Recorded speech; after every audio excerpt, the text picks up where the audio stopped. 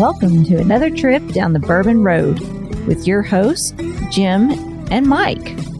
So grab a glass of your favorite bourbon and kick back. Hello, everybody. I'm Jim Shannon. And I'm Mike Hyatt. And this is the Bourbon Road. And today, Mike, it's the last episode of the year. Yeah. 2021 has come and gone, right? Absolutely. We had a great year. A lot of distilleries. An awful lot of bourbons, ryes, and American whiskeys.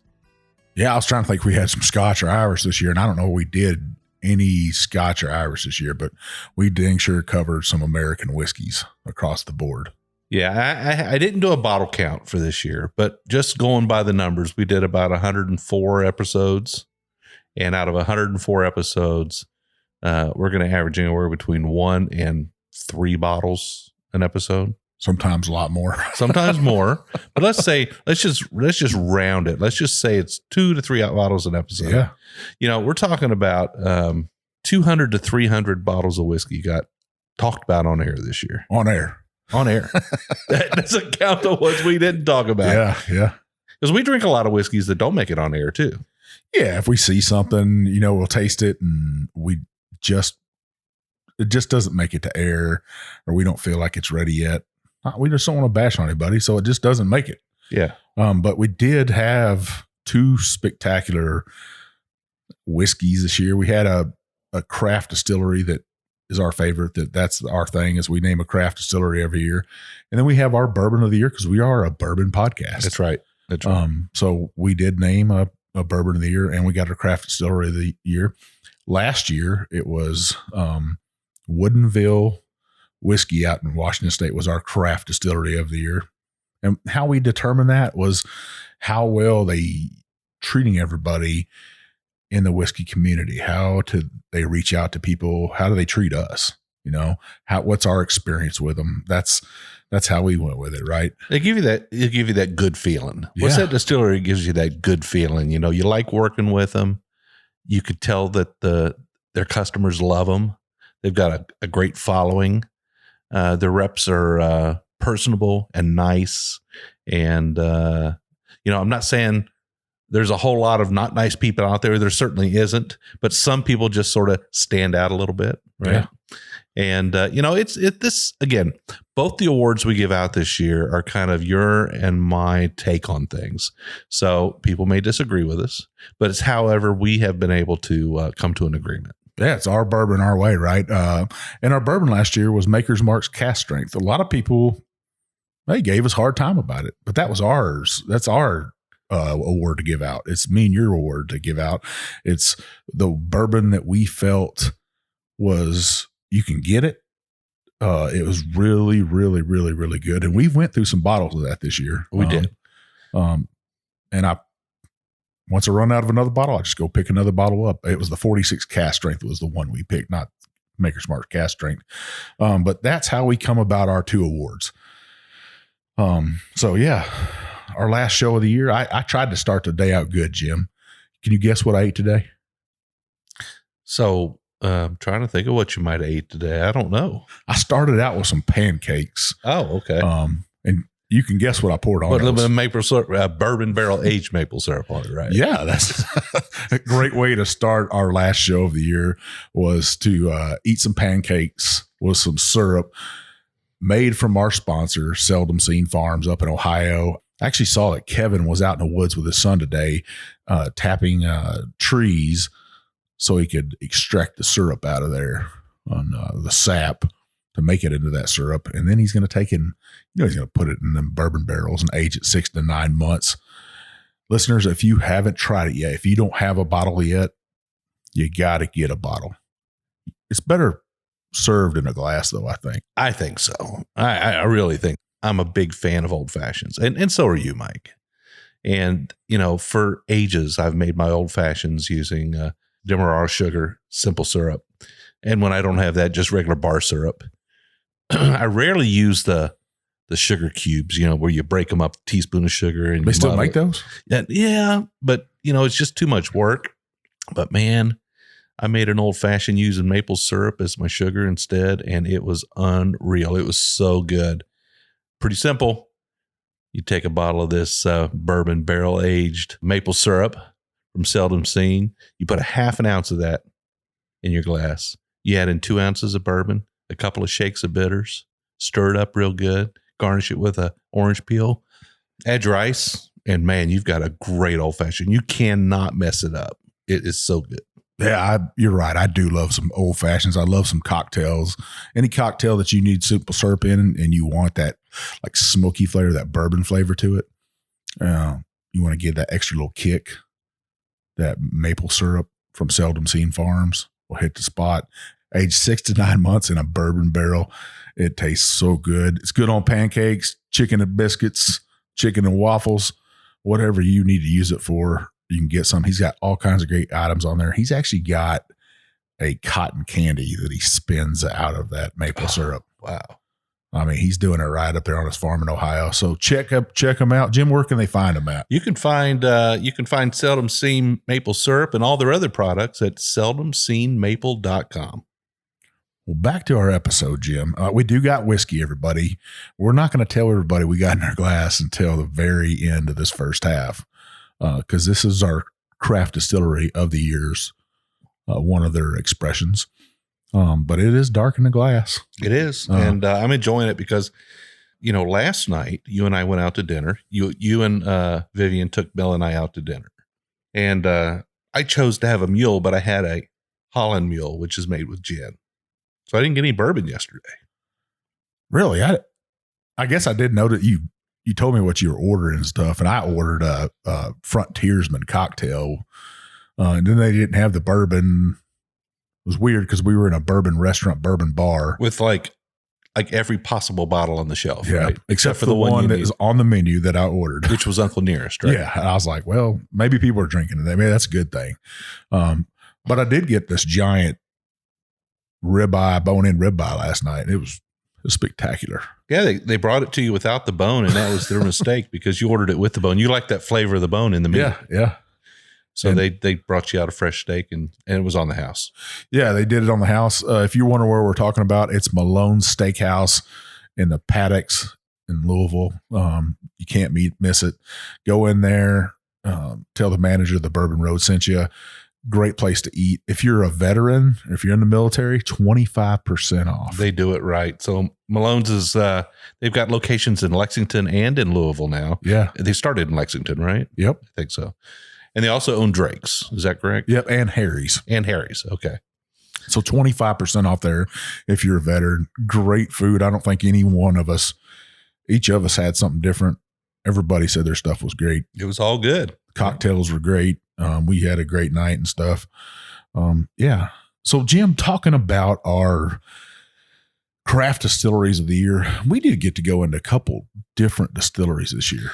Yeah. I mean, we visited a lot of distilleries and, some other distilleries we weren't able to visit because we are still in the middle of a pandemic. And, sure. And everybody has to deal with that in their own way. Some distilleries are open and some are still kind of limiting access a little bit. So we just dealt with each distillery on a 1-by-1 basis. And so we had a lot of great visits. I think, Mike, one of the ones that you and I talked about earlier today was Pennington down in Nashville, Tennessee, right? Yeah. Pennington Distillery right there in the downtown area of Nashville, right on the outskirts, I guess.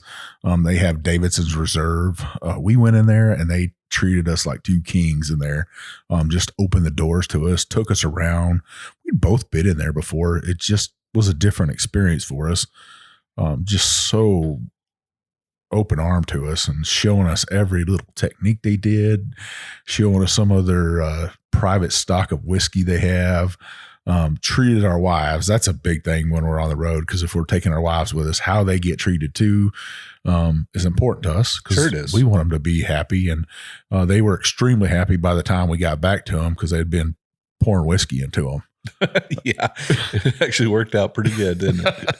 Yeah. Pennington was a great place. Some of the other places that opened their arms to us, I got to go out on Oregon to fishing, and I stopped into Westward Whiskey. I brought my brother with me on that trip, and they opened their doors. Me and him left there feeling really good. we just did a review of their whiskey. I hadn't tasted anything bad from there. I wish they'd make their beer also, their pale ale, because it's so good that I got to taste. And most people don't get to do that. Most people, they don't turn on the tap for you in the back room for you, but me and you get that experience quite often. So yeah, that's kind of a special experience to taste that beer that is right before it gets boiled down, right? Yeah. I was thinking of some other distilleries that went into this year. I got to go to Old Dominic again and have her on the show. Alex Castle. She's a Kentucky girl from right here in Shelby County from Baghdad. She's got that lineage from working at Wild Turkey. Just amazing how they got treated. Their owner, founder, he was in there working the receptionist desk, just as nice as could be. Never said, "Hey, I'm the owner." He never said any of that. Well, how often do we interview owners or CEOs of whiskey companies, and they talk about sweeping the floors, right? Yeah. You got to start somewhere, or you got to, like that, a craft distillery, everybody's got to pitch in. Everybody's got to do their part. And sure enough, he was there doing that. And I think that's super neat that, guys are still humble enough to do that kind of thing. Well, just in case you're not quite following on with what's going on here, we're going to talk about the distilleries that sort of stood out to us this year. Yep. The ones that we feel like they went above and beyond. They created that real warming welcome for us. They're making some great products. Their customers really respect them. They got a great following. It's funny how a lot of them are from Tennessee, right? Yeah, you know what? That is, we've named 2 of them from Tennessee already that have opened their arms to us. And it's just kind of, Tennessee knows how to do that hospitality thing, kind of like Kentucky. These 2 states, they're just friendly people at them. They're just super friendly and stuff. Well, let's not forget Georgia, though. So, one of the companies that we really have a lot of respect for is Legends out of Georgia. They make some tremendous whiskey down there. They've been doing it for a while now, and they've been doing it right. Yeah, they got their own process too. That was, I want to keep calling it quantum physics, but it's not quantum physics. Quantum, I don't know. I don't know enough about it or how it works to really speak on it, but their own filtering process is really what it is. That filters at, I guess it's Monday morning without the Monday morning is what they say, or the Sunday morning, something like that. Sunday. I keep thinking of that Chris Christopherson song, Monday or Sunday morning coming down. Yeah. But it's not that. It's whiskey without that Sunday morning filled. Well, their weeded whiskey, their barrel proof weeded whiskey, right? Really got our attention.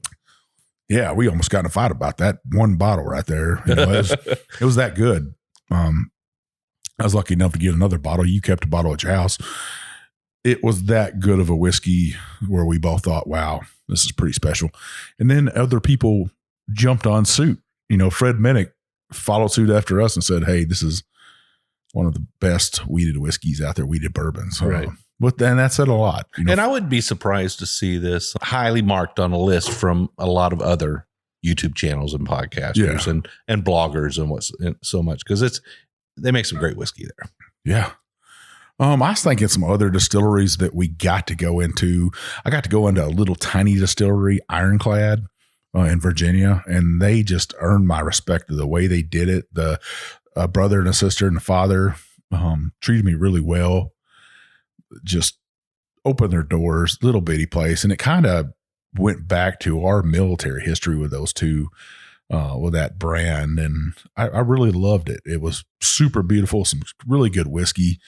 Had a great story, kind of nautical theme a little bit. We're both nautical men. Yeah. So. It's those distilleries like that are just amazing, that what they can do, but how they treat us. That's it. We keep coming back to how do we get treated at the end of the day? How do we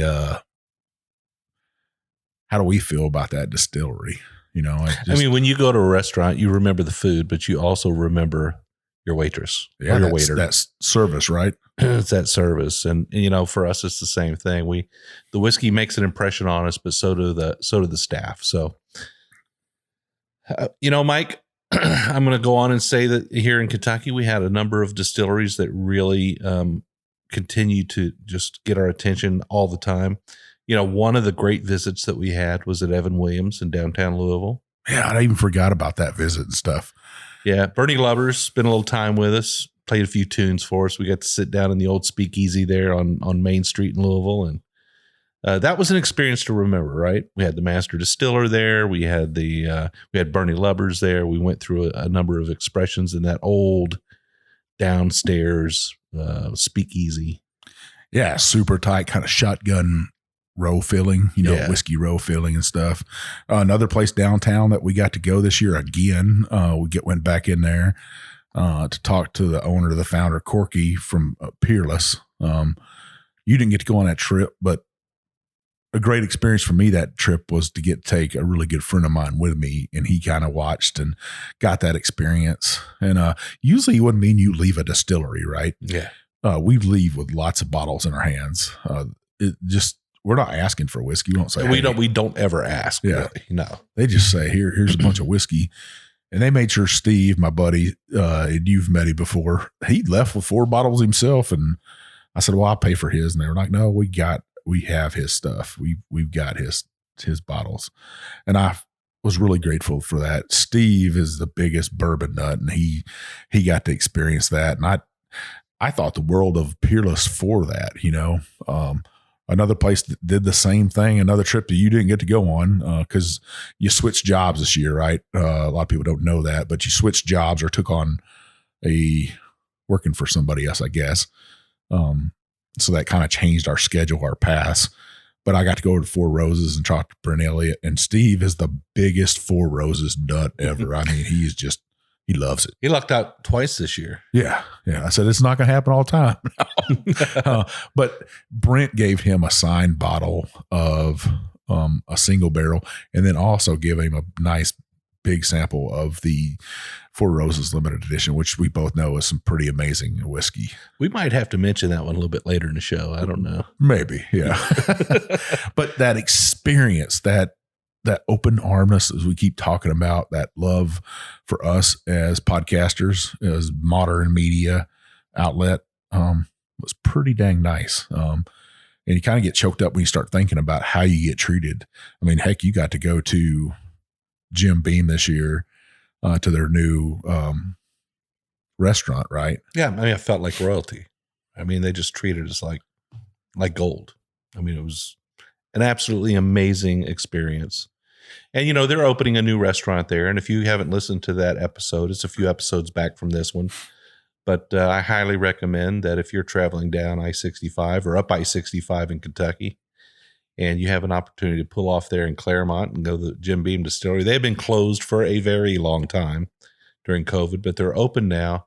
And they took advantage of that time during the shutdown to totally rebuild and rework their visitor experience. And it's something new to see. If you've been there in the past couple of years, you haven't seen what they have now.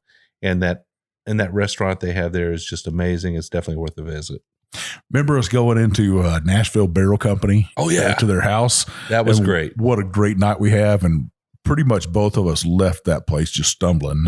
I mean, those guys can pour some whiskey. Well, not just whiskey. They're pouring us this 150 proof rum too. I mean, whoa.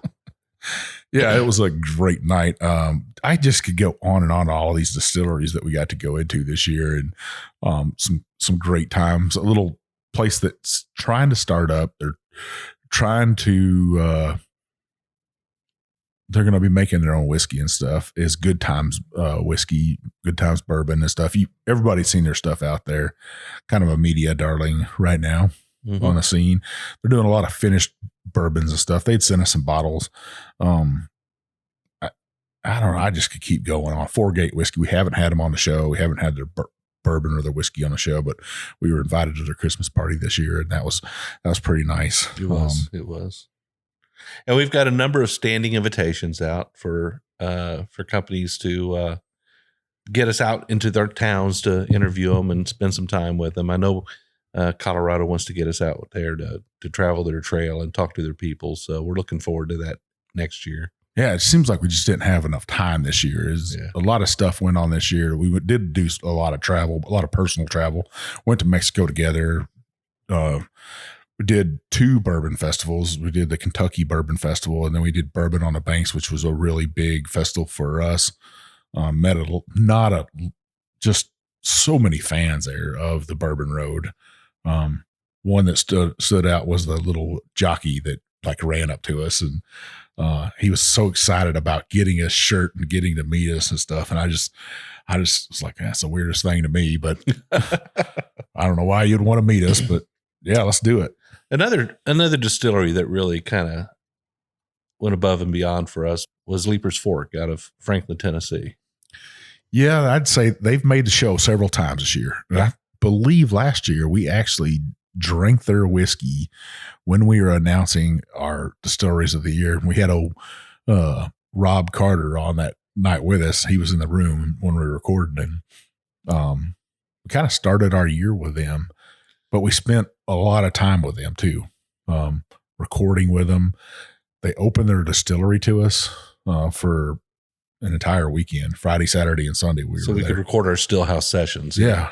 And not only that, but we drank other people's whiskey in their distillery. Now that says a lot, right? That says a lot. That speaks to their character a little bit. Yeah. And it also speaks to their confidence in their own product. Yeah. They didn't give 2 craps. Lee Kennedy met us, and he was excited to have us there that day. And even though he wasn't going to be there the full time, he said, "Hey, the distillery is yours.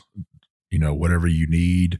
We're not no huge film company. We're not a large production or anything. And they have that there all the time because it is a beautiful distillery.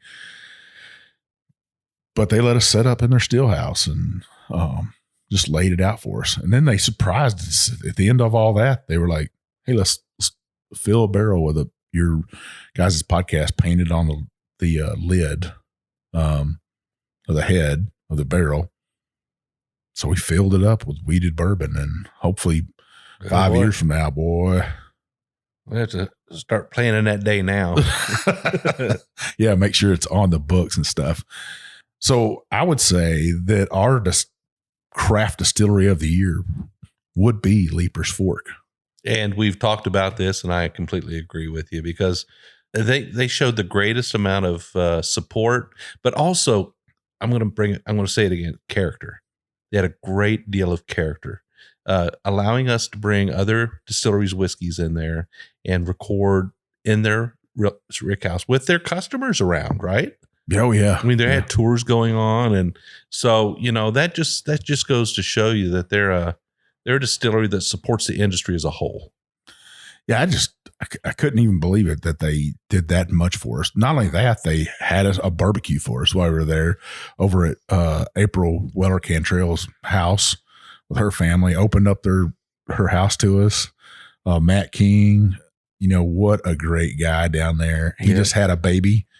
Matt, congratulations, Matt. You guys just had a baby girl, right? Yeah, Isla.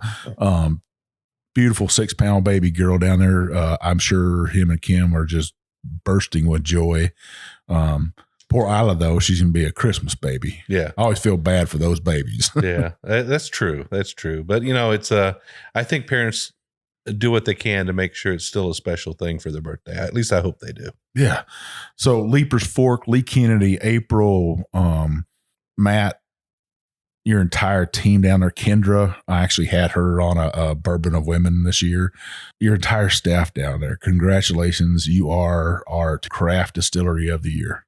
Yeah. Congratulations, guys. I'm sure we'll have something coming your way that you can put up on the wall and you can celebrate with your visitors as they come through. And again, thank you so much. And we look forward to the next time we can come down and hang out with you guys. Yeah. So if everybody's wondering what's in our glass, Jim's glass is empty. Yeah. This was a bottle kill of their rye whiskey.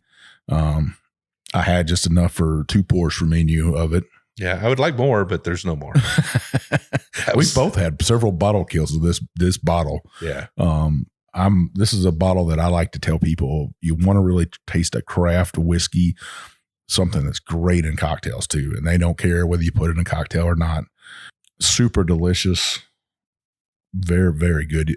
Obviously, if I have a bottle kill at my house, which is hard to do, it's a good whiskey. Definitely a good whiskey. Their bottled and bond Tennessee whiskey is fantastic. Their bourbon is very, very good. And all of their whiskeys have sort of a signature note to them, I think.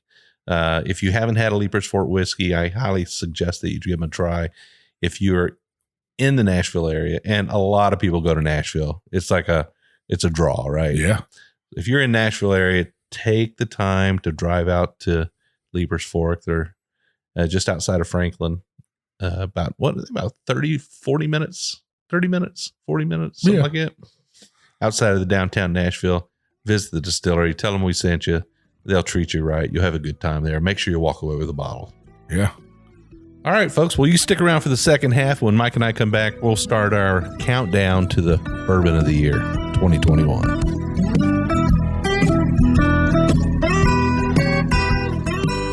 Well, Jim, you know what would go great with this Craft Distillery whiskey? What's that?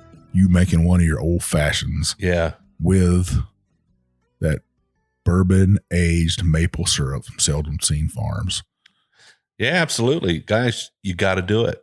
Get yourself some bourbon aged maple syrup. Get yourself some barrel aged maple syrup from Seldom Seen Farms.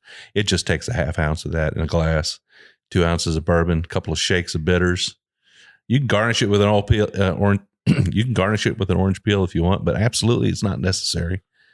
A little bit of ice in there, and man, it is an old fashioned you will not forget. It is so good. One of the episodes we're going to do this year is going to be for this next year. We've talked about it, is where can you get the best biscuits at? We might even have to, where can you get the best chicken biscuit at to pour that maple syrup on? Man, I'm thinking I want some of that barrel aged maple syrup from Seldom Seen. I want 3 or 4 biscuits from the best places around. And then I want some Benton ham in there too. I want to throw that in there. A little bit in there. Yeah, a little bit of Benton ham. I bet that's going to be good. Yeah. So get your maple syrup today. Check out his other products. He's even got a regular one if you don't want your kids to have the barrel aged one. But that is 6 to 9 months in that bourbon barrel. So it does take on those flavors, those characteristics of that bourbon into that syrup. You can't beat it, but he's got that regular maple syrup. Like I said, if you don't want your kids to have that, if you don't want your wife to have it, significant other, check them out. Where can he find them at, Jim? You can find them at seldomseenmaple.com. And we keep talking about their maple syrup. You can buy it by the bottle. You can buy it by the case. You can also buy it in part of gift sets. They have some gift sets with different items along with it. So if you want to gift somebody a bottle, it'll make a real nice gift. Yes, sir. All right, listeners, we're back. And you know what we're about to do, Jim? Yeah, man. We're about to name our 2021 Bourbon of the Year. Remember, everybody, it's our Bourbon of the Year. It's Jim and mine. It's our pick. It's what we loved. Not to say we didn't love some bourbons out there just as much. So I think maybe I had some bourbons I liked more. Mm-hmm. And I think you had some bourbons you liked more. Yeah, it was a close tie. Yeah, but this is the one that was the highest average on both our lists. Yeah, it's hard to beat this one out, too. It's really, really hard. And we're talking about just by the smallest amounts, right? Yeah, the thing about this bottle is you can find it across the United States, which is a requirement for us. Yeah, we don't want one that's just, and that makes it hard for Craft Distilleries to be our Bourbon of the Year. And that's why we had came up with our award of Craft Distillery of the Year. So this allows kind of the big boys, people that can be distributed across the United States to have a Bourbon of the Year, and our Craft Distilleries to still be a Craft Distillery of the Year for us. Yeah, and we'll continue to do that. And as the Craft Distilleries are able to, reach more and more states, as they hit that 50 state mark or whatever, when people can get them everywhere, they'll kind of be a little bit more in the running for this award here. Yeah. So let's recap a little bit, Mike. Let's go back to 2019 for our first Bourbon of the Year award, and that was the Old Forester 1910. Yeah, we had actually dressed up for it and took a photo of us in kind of Prohibition style outfits and stuff. And we told Jackie, we had Jackie on show, and we had told her, yeah, what a great whiskey that is. It is. And that's the first time that you and I had to sit down and sort of go through all the whiskeys we had on the show during the year and determine, which one was going to be our whiskey of the year. So, let's talk a little bit about what it takes to be a Bourbon Road Whiskey of the Year. One, you have to be on the show. The whiskey has to appear on the show and be either in a review or during a guest shot or something, right? Yeah. Second thing is it needs to be relatively affordable at retail price and accessible throughout the U.S. You got to be able to find it. On a lot of shelves. I mean, that's a lot of shelves. Now, it doesn't mean it can't be a special release or a seasonal release, but it has to be distributed in such a way that people have a pretty good chance of getting it if they want it. Yeah. And it has to be something that both you and I like. It has to be near the top of our list, but it won't necessarily be our favorite bourbon individually, but combined together, it's our favorite bourbon. Yeah, we really do put a lot of time and effort into that too, talking and having discussions about that. And I remember when you brought up this year's Bourbon of the Year, you actually, because I said, hey, you wanted to tell me what you thought. And you went through some whiskeys and you said, but I think this is this one. Yeah. And I was like, God dang. That's exactly what I was thinking. Yeah. Because I went through mine and I said, but I think this one stood out a little bit further than everybody else and stuff. But I would say some honorable mentions out there. We should bring those up first before we. And we are drinking our Bourbon of the Year right now, but we're not going to tell people what it is. I tell you this, it is candy delicious and it's got some spice. A little bit of Pop Rocks. Yeah. Hint. Yeah. Yeah. Yeah. So some bourbons that we got to drink this year. We got to drink Wild Turkey's or Russell Reserve 13-year-old. And that was a great whiskey and could have fought for that first place. A lot of people out there was like, this is going to be Bourbon of the Year. Everybody was kind of on board with that. And me and you were like, we still got a lot of time left in the year. Exactly. We had a lot of time left. We thought something else might come out. We had a feeling that there might be something else come out. And sure enough, something else did come out really good. But man, is Eddie and Jimmy still producing great stuff out there? 13 years ago, they laid down those barrels, released them this year. They obviously have some magic, something going on over there on top of that hill up there. Yeah. And the great thing about this is, that this is something that's going to be released next year as well. So we'll see another 13-year release next year. At least we hope we do. That's the plan anyways. I would hope we could get a bottle of that. Absolutely. Yeah, that was a super amazing bottle. One that wasn't, that 13-year was hard to get. But another bottle that was hard to get was Old Forester releasing their 117 series. Yeah. So that was some pretty fantastic whiskey, Mike. I have to say, I still have about 3 ounces of that. You do? I do. I actually had some in a bottle, and I took and gifted it to Ariel Yan and Kyle Yan. They were going to the Railbird Festival, and I said, would you guys like some of this to take with you? It was hot that day, too. It might have been 100 degrees. And, yeah. Kyle was like, yeah, I want it. So Kyle took it, and I asked him, I said, what'd you guys do with that? And he's like, it was gone before we even got over to the Railbird Festival. Truth to power there. Share your whiskey with great people like the Yans. I'd like to say congratulations to those two too. They've treated us super nice. Oh yeah. Definitely some good friends of the show. Great friends of the show, right? Yeah. So Ariel, Kyle, congratulations on your first house purchase this year. Well deserved. You put the work in for it. It's nice to see young couples purchase their first house and that excitement they get in their life. Oh yeah, definitely. So congratulations. Legends 115 was another bourbon that stood out for us. 115 proof, weeded, just not quite, in my opinion, just not quite accessible enough across the U.S. Yeah, that's a hard one to do when you start talking about that kind of stuff. Cause does it show up? Does it get that fanfare?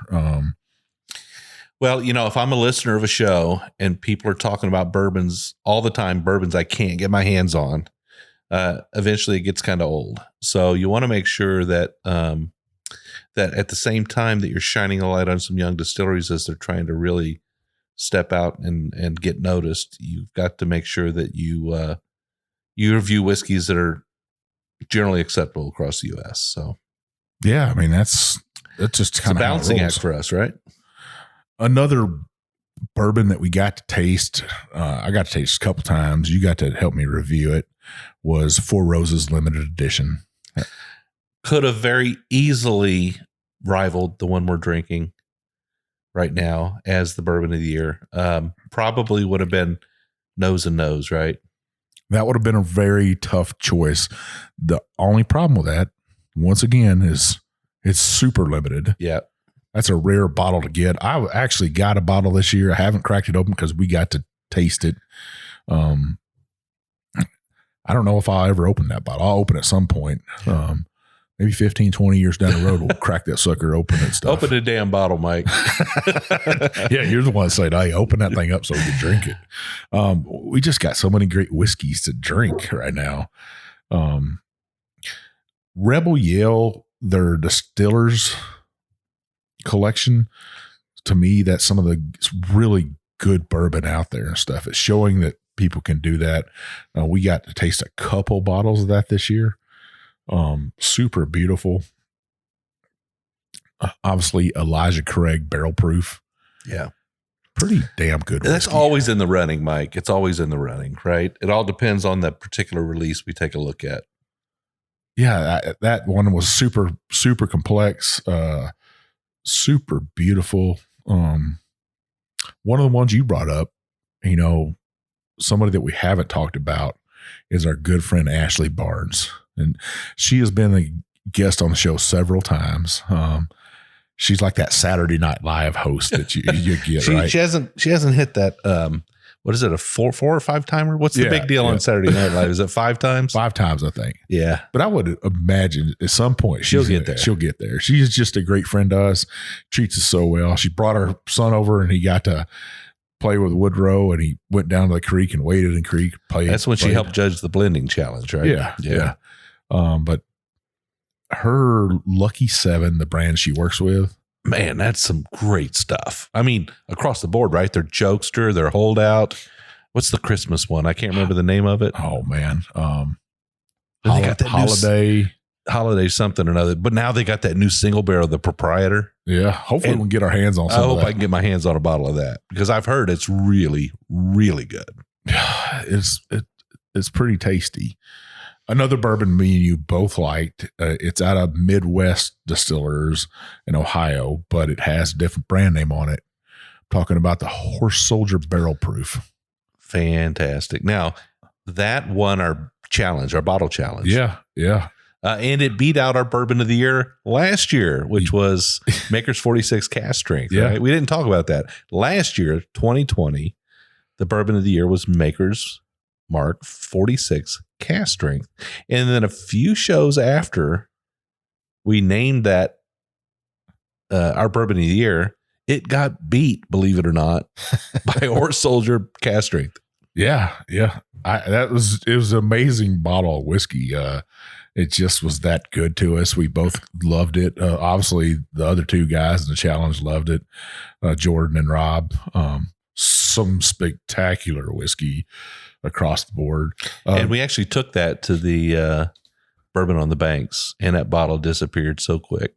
Every bottle seemed to disappear. Yeah, there were some thirsty people there. I came back with nothing. I was like, I actually had, and one of my favorite bottles is to drink from is Iron Root 115, the Harbinger. The Harbinger, yeah.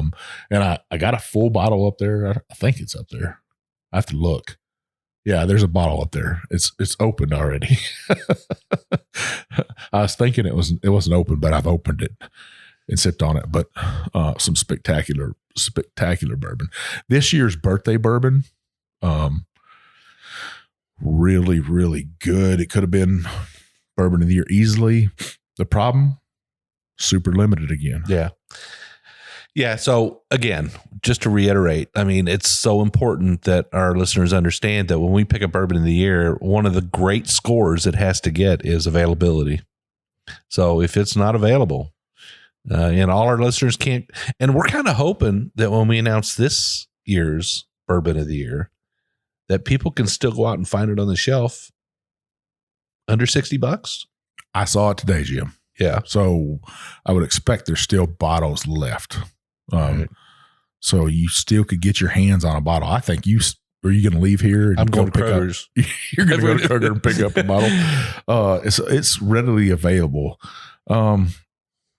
I was looking at some other bourbons we get. I think I've named everything that we thought just me and you really just love this year. I was going to say Woodinville's barrel strength. Anytime you can get your hands on one of those, Good stuff. You know, a new honorable mention this year, Luca Mariano. Yeah. Now that's being made at Wilderness Trail, right? Mm-hmm. But some fantastic whiskey, 6-year-old whiskey, but just superb. I mean, you were just shocked at how good that was. We were totally kind of blown away at the complexity of that. We just both were like, wow. And Broken Barrel. Yeah. That's craft. That's craft science at its best. Those guys out there and Seth, they're just doing an amazing job with their barrel finishes, and just hats off to them. Yeah, he actually made a show a couple of times. We actually drank his whiskey, and we got to sit down with him and learn all about his heritage and his background and stuff. Spectacular whiskeys he's producing. He did a kind of a marketing change. What's that thing you told me? Hey, don't change your logo. Don't change what people know you Don't as. rebrand unless it's an absolute necessity. Yeah. Yeah. And I would say his rebranding, I don't know if it was a necessity, but man, nice bottles. Yeah. Nice bottles he did. Across the board, you got to drink some pretty damn nice whiskey this year, Jim. Yeah, I need to do a bottle tally to see where we are now after. So in March, it will be 3 years for us. Wow. 3 years. And I think we're somewhere around 800 bottles or so. Yeah. I couldn't even guess where we're at or how far we've gotten this year. So when somebody says, do you remember this one? Yeah, kind of.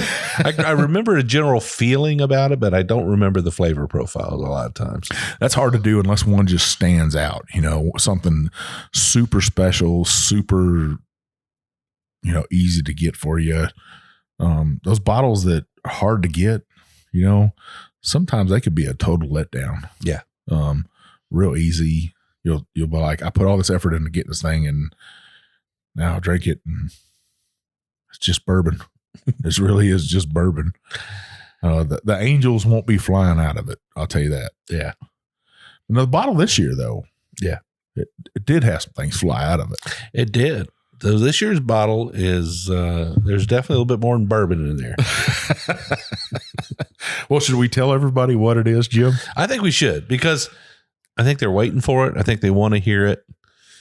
I think they want to hear it as soon as possible so they can go out and buy a bottle of it if they haven't already. If they listen to the episode where we had this bottle on, they probably already own it. Hopefully they do. Hopefully they went out there and got it. I'm telling you, sipping on it right now, it just reminds me of how good it is, why we're naming it Bourbon of the Year for us. Let's talk a little bit about tasting notes before we tell them what it is. Okay, let's do it. Texture. It's like velvet, Mike. It's like velvet on the tongue. It's so, it's not thick, but it's got that velvety texture, that viscousness. Only thing I get in my mind when you say velvety, I just picture you licking a Elvis velvet pitcher out of a hotel room or something. It tastes a little bit like Velvet Elvis, huh? Yeah. No, you're right. It is super oily, super viscous. Velvet is the exact word you should use for something like this. Creamy. Sometimes people say creamy. Yeah. It's got that spice though. It does. So throughout the course of the year, there's a couple of tasting notes we use a lot. All right. Sugar smackums for you. Yep. That's a big one for you. Pop Rocks is one. Whorehound is another. But this one for me was Big Time Pop Rocks, because it does have that spicy sizzle to it when it hits the tongue. We use Pop Rocks so much that I went and tried to buy Pop Rocks, and it was like one of the hardest things to go find. That's a hard candy to find these days. Does that mean we're getting old? Or? It was hard to find. You know, I found it at went down to Shelby Market, and they got these little craft vendors in there. You know, you go upstairs from the bar, Yep. and one of the craft vendors there had a big bowl out with Pop Rocks in it, and they were free for the taking. I was like, oh my gosh, I haven't seen those in forever. So I took free Pop Rocks. So this is what me and you said about it. This was our review of it. Our Novas, we had floral, a deep rose, fruits, spice, and chocolate, almost a cocoa crisp cereal, some orange zest peeking through. On the palate, we said very thick, almost velvet, with some Pop Rocks, kicked it up, that leaves you with that sizzle, hints of white baker's chocolate, oak, and dark cherries. Man, Yeah. chocolate, cherries, Pop Rocks, oak, man. And it probably need two hands to list all the notes that you can pull out of this, right? You could just keep going and stuff. And one of our very few bourbons of the year that we said had a long finish. Yeah. We rarely say something has a long finish. It's usually medium to long, or medium, or little under medium, you know. It's not often we get a super short finish, but we do get a few. Mm-hmm. But longs are very rare. And it's not always because of proof, right? It shouldn't always be because of proof. But this had a big hug, and it had a great finish. Yeah. So Jim, why don't you announce to everybody what this is? Okay, well, I tell you this much. It's two fairies in a bottle. So what Jim's referring to is this is Maker's Mark 2021 limited release FAE TAC 02. What's FAE stand for, Jim? Fatty acid esters. So it's a little scientific, you know, but any bourbon geek is going to know what a fatty acid ester is. So that's what's given us that velvety mouthfeel. That's what's given us that thick, creamy texture that we're getting off of it. And this is an experiment that they were doing, right, with their wood finishing series. So it is their wood finishing series. This comes in at 109.1 proof. It was 10 virgin toasted French oak staves. You know, is that reason we loved it so much? It wasn't because it was a wheated. It wasn't because it's them toasted oak staves. It was just an overall experience with this bourbon. You could get it at like $65, I think was the original price. I saw it today for $54 at Kroger's, still some on the shelf. I rushed and told Jim, I said, hey man, they still got this stuff. So there'll be another bottle in my bar tonight. But yeah, and you've still got 3/4 of a bottle. Yeah. You know, my Maker's shelf surprisingly is kind of sets back and there's bourbon bottles in front of it. And it's not that I don't forget them, because you see that pretty red wax setting up there, right? But a lot of people beat up on Makers, but there's no reason to beat it up. If all you're trying is a regular Makers, try one of their wood finishing series, and you'll be totally shocked. It's something like this that's higher proof. That I truly believe that if somebody out there, now everybody's entitled to their own palate, and I'm not gonna say they're not telling the truth about what they taste and what they like. But I would say that if they're shouting from the mountaintops that Maker's Mark FAE 02 is no good, it's because it doesn't have enough dollar value on it, because it's a good whiskey. It rivals any whiskey out there as a good, solid. It's got texture. It's got finish. It's got the fruitiness to it. Not a lot of nuttiness, a little bit of nuttiness, but not very much, but mostly fruit, Pop Rocks, a little bit of spice. Man, it's got everything you want in a bourbon, and it's got it at $60. And it's from a distillery that everybody respects, right? Yeah. If you haven't been down to Maker's Mark, you're missing out. If you're taking your pilgrimage to Kentucky, two of the places I'd tell you almost have to stop. Two. is at Buffalo Trace, obviously. It's just an amazing distillery. And go down to the out of your way drive, but it's a nice country drive to Maker's Mark. You'll get a different experience. Yeah. And when you're watching this year's end of year episodes by podcasters and by YouTubers and blogs by people who write blogs, I think you're going to find that several of the whiskeys that we've mentioned in the second half are going to be on those lists.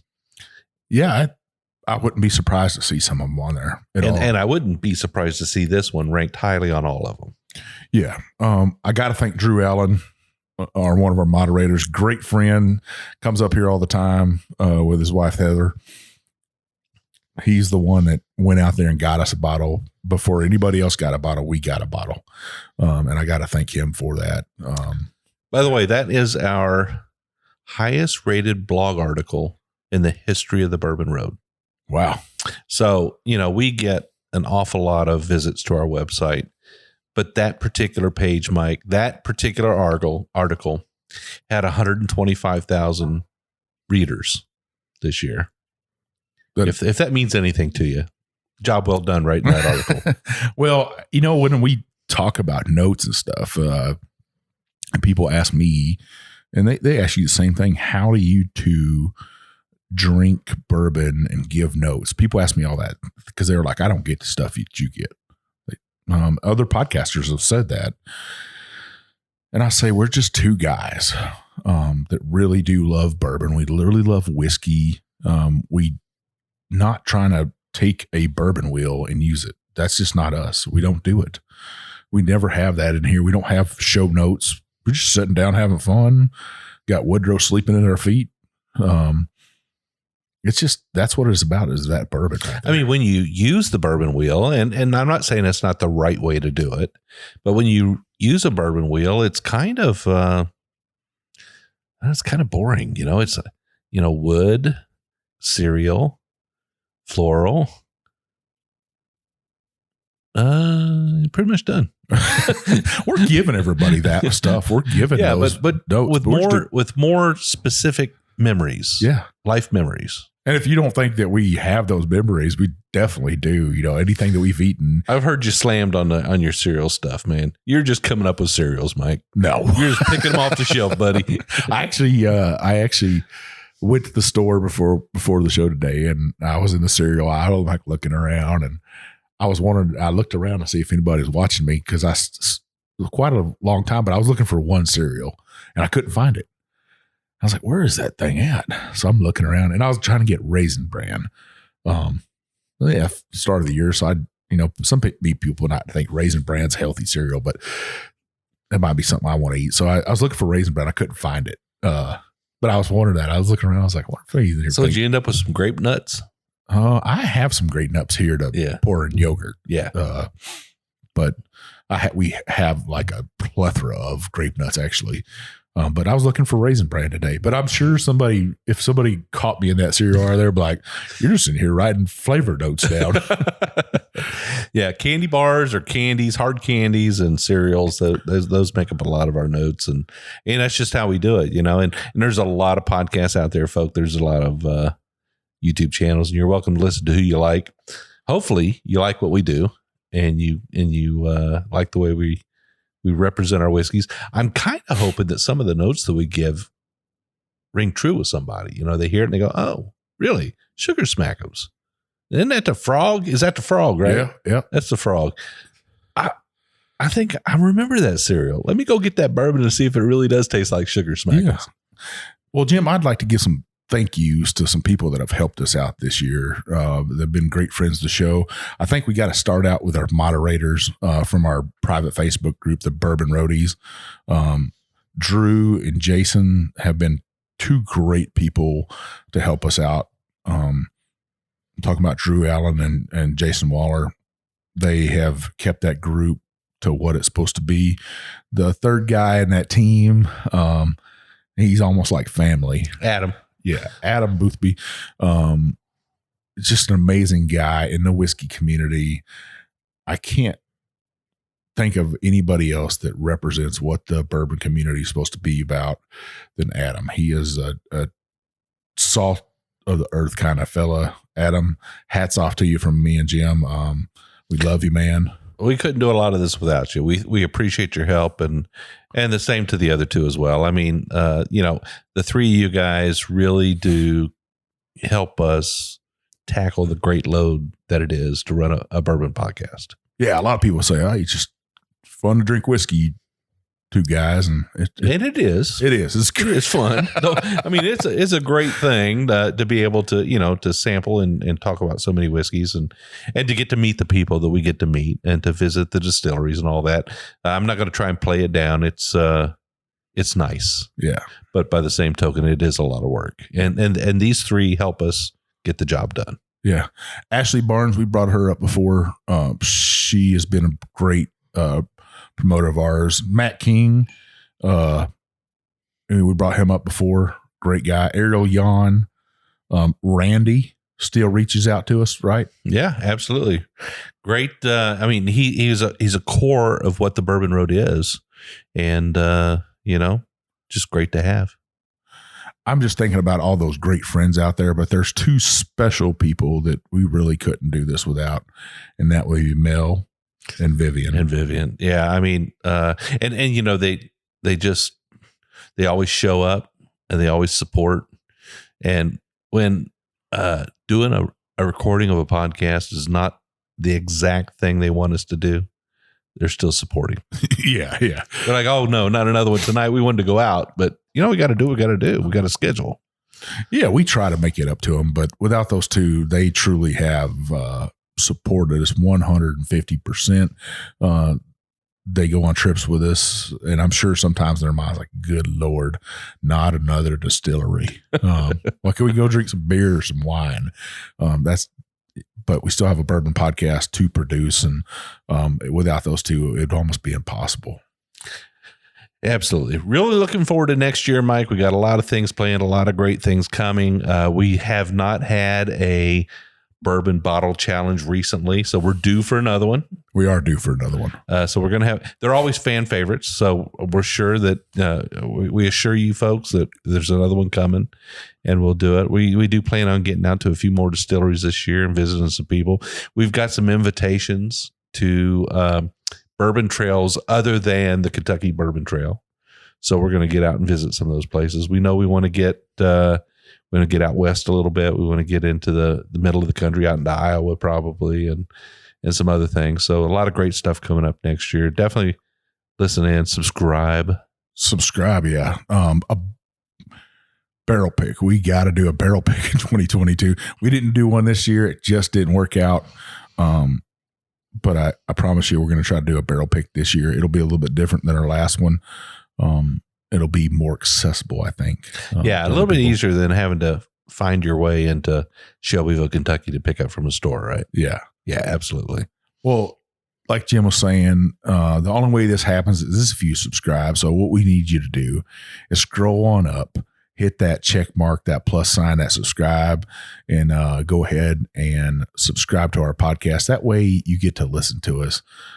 We do 2 shows a week, a review show where we'll pick a craft distillery, sometimes a big boy, and we'll pick that bourbon apart, that whiskey apart, and tell you what we think about it, like we did this past week with the Westward American single malt whiskey. And then we'll do a show like tonight. Sometimes we just sit down with each other and we kind of shoot the bull, and or we'll have a great guest on. But the only way we get that is subscribers. And then what we really need you to do is scroll on down, hit that 5-star review, because you know what's going to happen if you don't. I'm going to bring my friend, the big bad booty daddy of bourbon. We're going to bring this Maker's Mark FAEO2 and some Leapert Forks whiskey with me and him. We drink all night. We'll get that 5-star review out of you.